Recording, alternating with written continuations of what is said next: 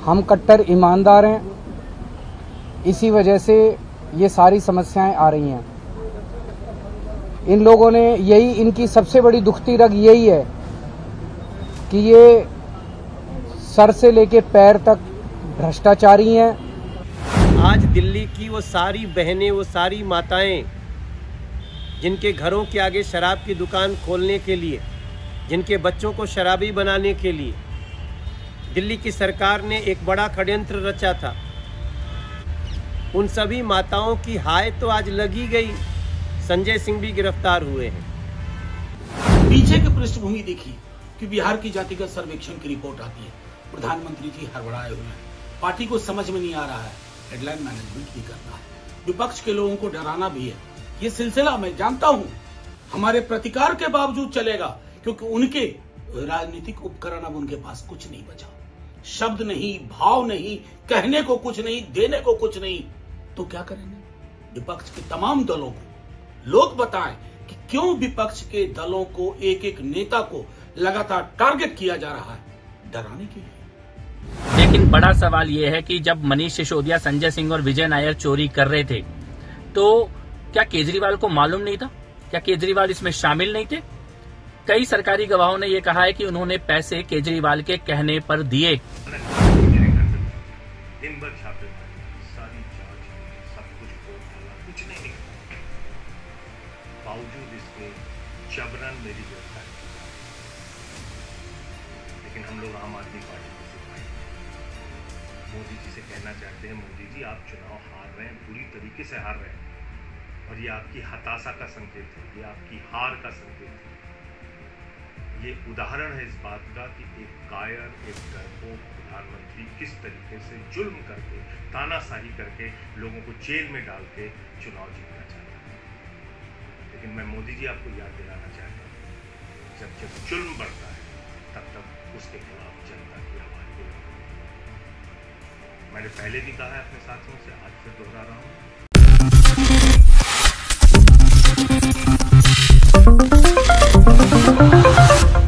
Next news में आपका बहुत बहुत स्वागत है। मैं हूं आपके साथ अबरारुल हक रहमान।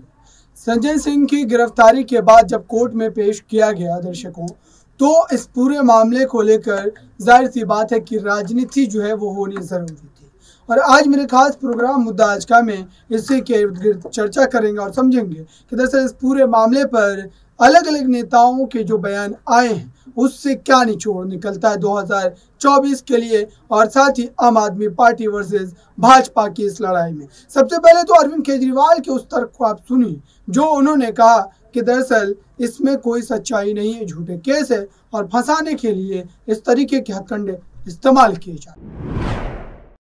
आम आदमी पार्टी एक कट्टर ईमानदार पार्टी है। हम सब जानते हैं कि ईमानदारी का रास्ता बड़ा कठिन रास्ता होता है। आज अगर हम इन लोगों की तरह बेईमान हो जाएं, तो हमारी सारी समस्याएं खत्म हो जाएंगी। हम कट्टर ईमानदार हैं, इसी वजह से ये सारी समस्याएं आ रही हैं।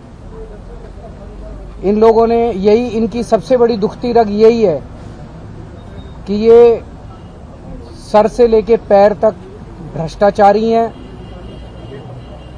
और इन लोगों से हमारी ईमानदारी का काउंटर नहीं है इनके पास। इन्होंने हमें बदनाम करने की खूब कोशिश की। कभी कहते हैं कि केजरीवाल ने बसों में पैसे खा लिए, कभी कहते हैं केजरीवाल बिजली में पैसे खा गया, कभी कहते हैं केजरीवाल पानी में तो आपने सुना दर्शकों, ये अरविंद केजरीवाल का कहना था। लेकिन भारतीय जनता पार्टी इस पूरे पक्ष से उलट है। बीजेपी ये कह रही है कि इसमें और भी कई चेहरे जो है खींचे चले आ सकते हैं, और भी कई चेहरे जो है इसमें फंसते चले जाएंगे। उस पर मनोज तिवारी ने अपने पक्ष को रखा है। मनोज तिवारी ने जो बातें रखी है वो आम आदमी पार्टी को काफी ज्यादा चुभने वाली है। जैसा अब तक हुआ था वैसे ही आज भी हुआ है, और आज संजय सिंह के मामले में भी वही हुआ। पाप करने वाला, अपराध करने वाला चाहे कितना भी सयाना हो, उसको एक दिन उसकी सज़ा मिलती है। आज दिल्ली की वो सारी बहनें, वो सारी माताएं जिनके घरों के आगे शराब की दुकान खोलने के लिए, जिनके बच्चों को शराबी बनाने के लिए दिल्ली की सरकार ने एक बड़ा षड्यंत्र रचा था, उन सभी माताओं की हाय तो आज लगी गई। संजय सिंह भी गिरफ्तार हुए हैं और आज दिल्ली को फिर से विश्वास हुआ होगा कि गलत करने वाला कभी बच नहीं सकता। और मुझे पूरा विश्वास है कि अभी ये आंच सत्येंद्र जैन, मनीष सिसोदिया और संजय सिंह तक पहुंची है, लेकिन जिस प्रकार से दिल्ली के माताओं बहनों को तकलीफ दिया इस सरकार ने, ये आंच जल्दी अरविंद केजरीवाल जी तक भी पहुंचेगी। मनोज तिवारी के इस बयान को तो आपने सुना दर्शकों, लेकिन विपक्ष की उस ताकत को आप समझिए। इंडिया गठबंधन के तमाम दल जो हैं इस वक्त इस लड़ाई में आम आदमी पार्टी के साथ खड़े हैं, संजय सिंह के साथ खड़े हैं। और मनोज झा आरजेडी के राज्यसभा सांसद, वो तो संजय सिंह के घर तक पहुंच गया और साथ ही उनके समर्थन में बयान भी जारी किया और ये कहा कि 2024 की बौखलाहट है। यही वजह है कि विपक्ष के मात्र एक पार्टी के नेता नहीं बल्कि और कई अन्य दलों के नेताओं के साथ भी ऐसा ही बर्ताव किया जा रहा है। देखिए, ये संजय जी की गिरफ्तारी ईडी वगैरह ने नहीं की। हमारे जो साथी हैं राज्यसभा में, उनकी गिरफ्तारी मोदी जी और अमित शाह जी के बीजेपी की आनुषंगिक संगठन जिसमें ईडी, आईटी, सीबीआई है, इस मामले में ईडी ने की। स्याह दिनों का दौर शुरू हो चुका है। कल न्यूज क्लिक के से जुड़े तमाम पत्रकारों पर, आज संजय जी पर। पीछे की पृष्ठभूमि देखिए कि बिहार की जातिगत सर्वेक्षण की रिपोर्ट आती है, प्रधानमंत्री जी हड़बड़ाए हुए हैं, पार्टी को समझ में नहीं आ रहा है, हेडलाइन मैनेजमेंट भी करना है, विपक्ष के लोगों को डराना भी है। ये सिलसिला मैं जानता हूं हमारे प्रतिकार के बावजूद चलेगा, क्योंकि उनके राजनीतिक उपकरण अब उनके पास कुछ नहीं बचा। शब्द नहीं, भाव नहीं, कहने को कुछ नहीं, देने को कुछ नहीं, तो क्या करेंगे? विपक्ष के तमाम दलों को लोग बताएं कि क्यों विपक्ष के दलों को, एक एक नेता को लगातार टारगेट किया जा रहा है, डराने के लिए। तानाशाही के इस दौर में जो डर गया वो मर गया।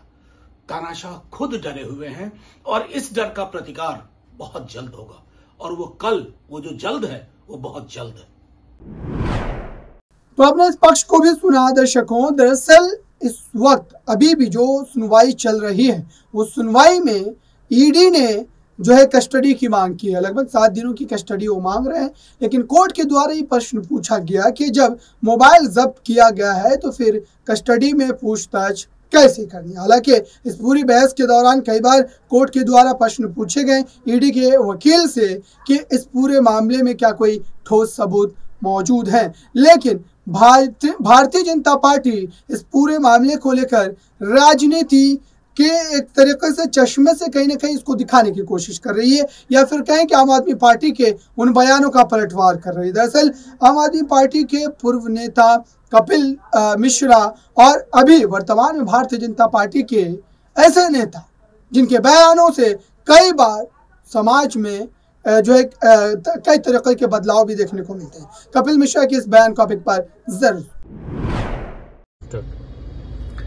दिल्ली के शराब माफिया घोटाले का एक और अपराधी राज्यसभा सांसद संजय सिंह, अब वो भी तिहाड़ जा रहे हैं। दिल्ली के हजारों परिवार इन्होंने अपने शराब के खेल में बर्बाद कर दिए।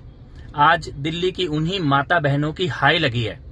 विजय नायर भी जेल में है, मनीष सिसोदिया भी जेल में है और अब संजय सिंह भी तिहाड़ जेल में रहेंगे।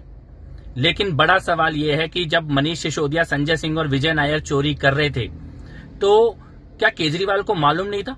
क्या केजरीवाल इसमें शामिल नहीं थे? कई सरकारी गवाहों ने यह कहा है कि उन्होंने पैसे केजरीवाल के कहने पर दिए। तो मुझे लगता है कि आंखों में जरा भी शर्म बची है तो अरविंद केजरीवाल को इस्तीफा दे देना चाहिए। यह सुनिश्चित है कि अंत अरविंद केजरीवाल का भी तिहाड़ जेल के अंदर ही होगा। तो आपने सुना दर्शकों। अब आखिर में आपको वो बयान हम सुनवाने जा रहे हैं, वो मैसेज सुनवाने जा रहे हैं जिसको लेकर इस वक्त अभी भी आम आदमी पार्टी के कई नेता जो हैं इसके समर्थन में खुलकर बोल रहे हैं। दरअसल संजय सिंह ने जब उनकी गिरफ्तारी हुई तो वो पूरी तरीके से आश्वस्त नजर आ रहे थे, किसी भी ढंग से वो घबराए हुए नहीं लग रहे थे और उन्होंने एक मैसेज भी जारी किया अपने समर्थकों को, उनके चाहने वालों को, और कई सारी बातें साझा भी की। देखिए इसे। जैन साथियों, नरेंद्र मोदी जी की सरकार के भ्रष्टाचार के खिलाफ, अडानी के महाघोटाले के खिलाफ लगातार मैं बोलता रहा, अपनी आवाज उठाता रहा। ईडी में कई शिकायतें भी अडानी के खिलाफ की, उनके घोटाले के खिलाफ की, उस पर कभी कोई कार्रवाई नहीं। और आज अचानक ईडी मेरे घर पे पहुंच जाती है, दिन भर छापेमारी की, सारी जांच की, सब कुछ खोद डाला, कुछ नहीं निकला। बावजूद इसके जबरन मेरी गिरफ्तारी की जा रही है। लेकिन हम लोग आम आदमी पार्टी के सिपाही हैं। मोदी जी से कहना चाहते हैं, मोदी जी आप चुनाव हार रहे हैं, बुरी तरीके से हार रहे हैं, और ये आपकी हताशा का संकेत है, ये आपकी हार का संकेत है। ये उदाहरण है इस बात का कि एक कायर, एक डरपोक प्रधानमंत्री किस तरीके से जुल्म करके, तानाशाही करके, लोगों को जेल में डाल के चुनाव जीतना चाहता है। लेकिन मैं मोदी जी आपको याद दिलाना चाहता हूँ, जब जब जुल्म बढ़ता है तब तब उसके खिलाफ जनता की आवाज़ बुलंद होती है। मैंने पहले भी कहा है अपने साथियों से, आज फिर दोहरा रहा हूँ, मरना मंजूर है, डरना मंजूर नहीं है। चाहे जितनी यातनाएं मोदी जी दें, नरेंद्र मोदी सरकार के भ्रष्टाचार के खिलाफ, अडानी के महाघोटाले के खिलाफ बोलता रहा हूँ, बोलता रहूँगा। आज दिन भर की छापेमारी में पूरा घर खोद डाला, कुछ नहीं मिला, बावजूद इस पर गिरफ्तारी हो रही है। अभी दुनिया भर की झूठी खबरें प्लांट की जाएंगी, दुनिया भर के झूठे समाचार फैलाए जाएंगे। तो आपने देखा दर्शकों, ये खास प्रोग्राम के माध्यम से मैंने उन तमाम जो है नेताओं के बयान को सुनवाने की कोशिश की, ताकि आप समझें कि दरअसल इस बयान को अगर आप तौलेंगे तो जाहिर सी बात है कि कहीं ना कहीं स्थिति जो है वो अस्पष्ट होती नजर आएगी। फिलहाल इस खास रिपोर्ट में बस इतना ही। जुड़े रहिए बड़ी खबरों के लिए नेशनल न्यूज।